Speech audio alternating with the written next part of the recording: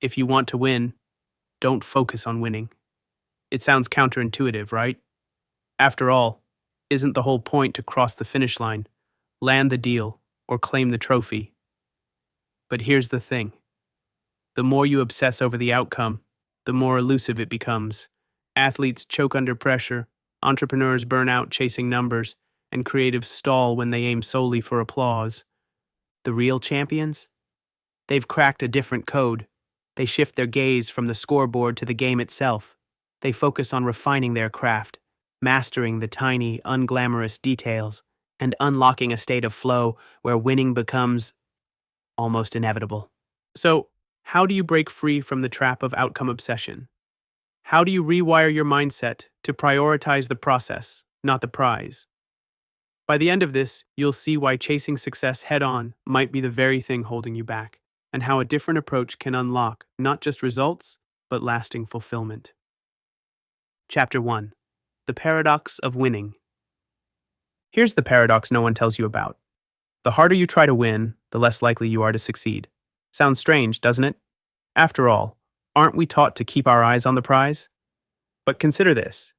Have you ever watched a top athlete stumble under pressure during a championship? Or a promising entrepreneur burn out after obsessively chasing their first million? These aren't anomalies. They're symptoms of an outcome-obsessed mindset. When your sole focus is winning, something sneaky happens in your brain. Psychologists call it performance anxiety.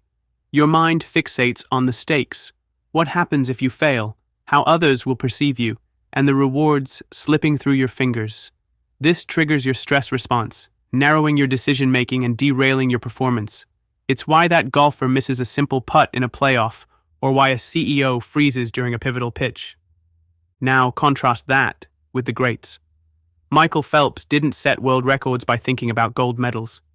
He focused on perfecting his strokes, over and over again. Serena Williams isn't counting trophies mid-match. She's zeroed in on each serve and return. Entrepreneurs like Jeff Bezos didn't build empires by chasing dollars. They built systems, optimized processes, and allowed success to follow naturally. The secret is simple but powerful. They love the game, not just the glory. They commit to mastering their craft, whether it's swimming laps at 5 a.m. or rewriting a business strategy until it hums.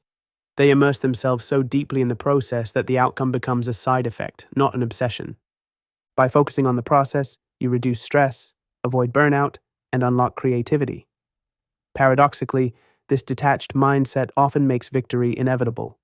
It's not about ignoring your goals, but recalibrating your focus.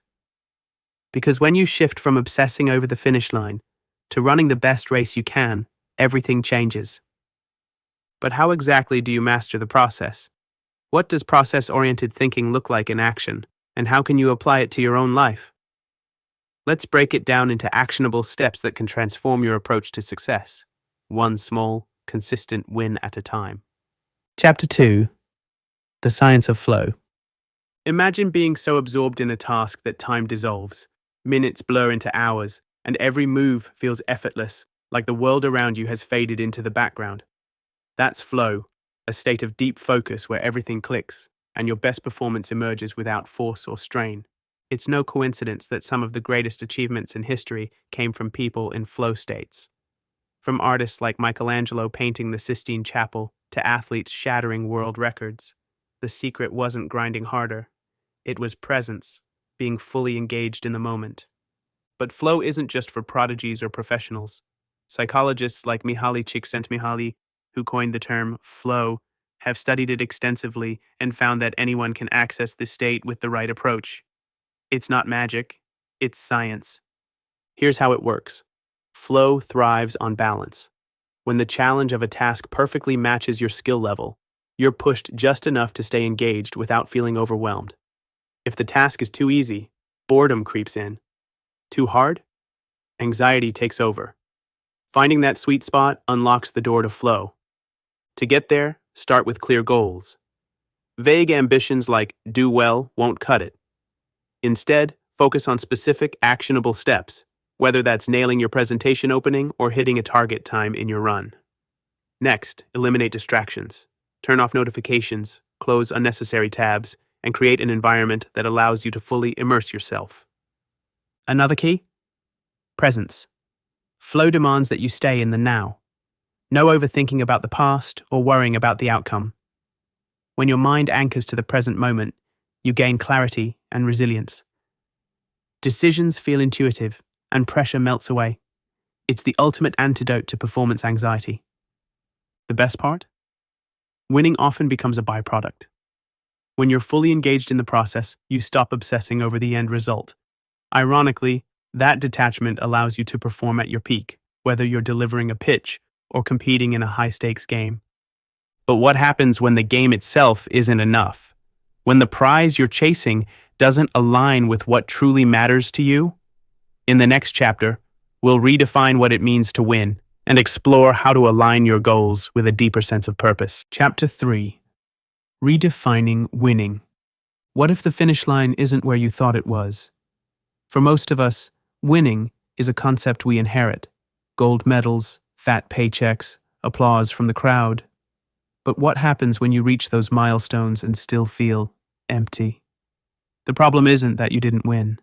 It's that the game you were playing didn't match what truly matters to you. Take Sarah Blakely, the founder of Spanx. Her success didn't come from chasing someone else's definition of achievement. It came from solving a problem she cared deeply about, creating better clothing for women. Or look at legendary NBA coach Phil Jackson, who focused not just on winning championships, but on fostering mindfulness and personal growth among his players. Their achievements were massive, but they weren't fixated on the trophies. They redefined what success looked like for them. So, what does winning mean for you? Not society, not your peers, not the highlights on Instagram, for you. The first step to redefining success is to stop borrowing goals from others. Instead, align your ambitions with your values. Do you want to build something that outlives you? Find balance and joy in your everyday life? Contribute to your community? These are the deeper questions that guide true fulfillment. But let's be clear. Redefining winning doesn't mean you're opting out of ambition. It means directing your energy toward goals that matter on a personal level. Success isn't about the size of the prize. It's about whether the pursuit itself feels meaningful. Here's the catch. Redefining success requires courage. You'll have to tune out the noise of societal expectations and stop comparing your journey to others. But in doing so, you'll gain clarity and purpose. When your goals reflect your true priorities, the pressure lifts. Suddenly, the race isn't about beating the person next to you. It's about running in a way that feels right for you. And that's the beauty of it. The path isn't fixed. It shifts and evolves as you do. What matters is how you move forward, step by step, moment by moment. Because when the finish line fades into the background, you're left with something far more valuable: the freedom to run your own race, your way.